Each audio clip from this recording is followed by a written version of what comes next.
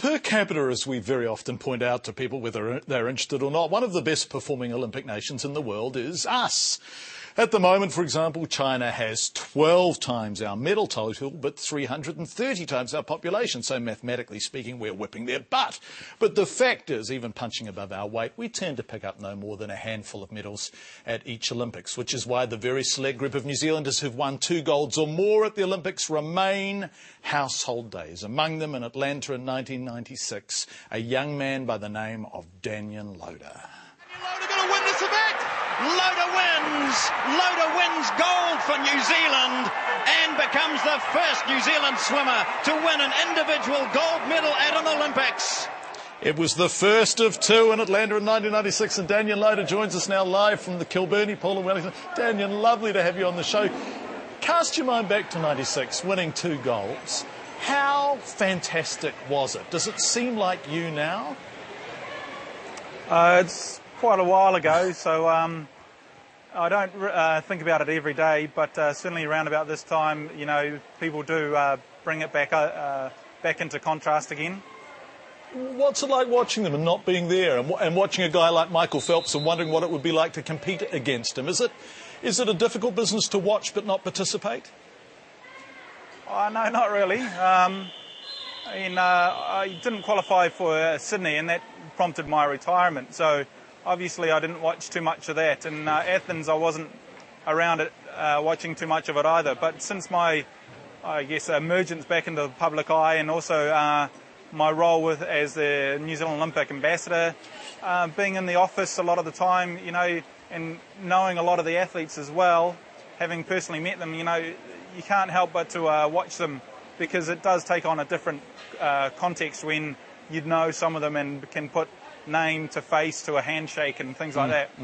Can we talk about some of the New Zealanders, Moss Burmester in particular? What a fantastic race. It must be heartbreaking to finish 4th, as well as he went, is it, do you think?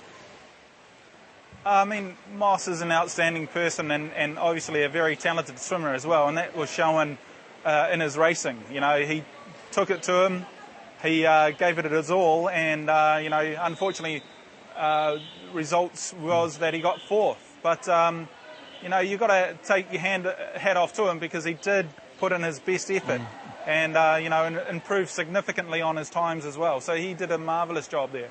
Danny, can we talk about this phenomenon that is Michael Phelps? Why is he so good? What makes him so fast, do you think? I have no idea, actually. You know, but like yourself, I've only really been watching him these Olympics. But every so often you do get people who do push the boundaries of any sport, and swimming is not one of them. You know, we've seen it in the last week or so with Phelps. He's taken swimming to a whole different level. You know, he's done what Tiger Woods has done to golf. You know, and certainly when the 4-minute mile got broken, soon after that the 4-minute mile was broken many a time. And so, you know, it's interesting to see what's going to happen future in the sport of swimming, because who knows? Michael Phelps passed on his best wishes to your coach, who, when you were a youngster, you used to call Mr. Lang. I suspect you now call him Duncan Lang. Tell me about, you've gone and seen him recently. He's very ill, isn't he? It must have been lovely for you to go and see him. Yeah, well, you know, I'd heard the rumours as well, and there was a lot of rumours banning around about his health. So, you know, I'd much rather find out for myself. So I just took it upon myself to go down there and visit him. And yeah, he was in hospital, but it was always good to catch up with him. He's still got a good, well, when I saw him, he had a good memory as well. You know, we were talking about how the swimmers might go, and also just asking about, because there was a number of other former swimmers in the room as well, so it was quite cool to have a catch up with them and find out what's been happening in Otago swimming and also former swimmers as well. You know, so a bit of a catch up all round. Danyon, very quickly, because we're just about out of time, but you're patron of the High Performance Aquatic Centre, which I also think is where you're at the moment. Tell us briefly about that job. Are you enjoying that? It is. I mean, it's one of my number of roles or a number of hats, and you know, I'm working at the NZOC for the youth games, but also have an association with swimming, obviously, always will.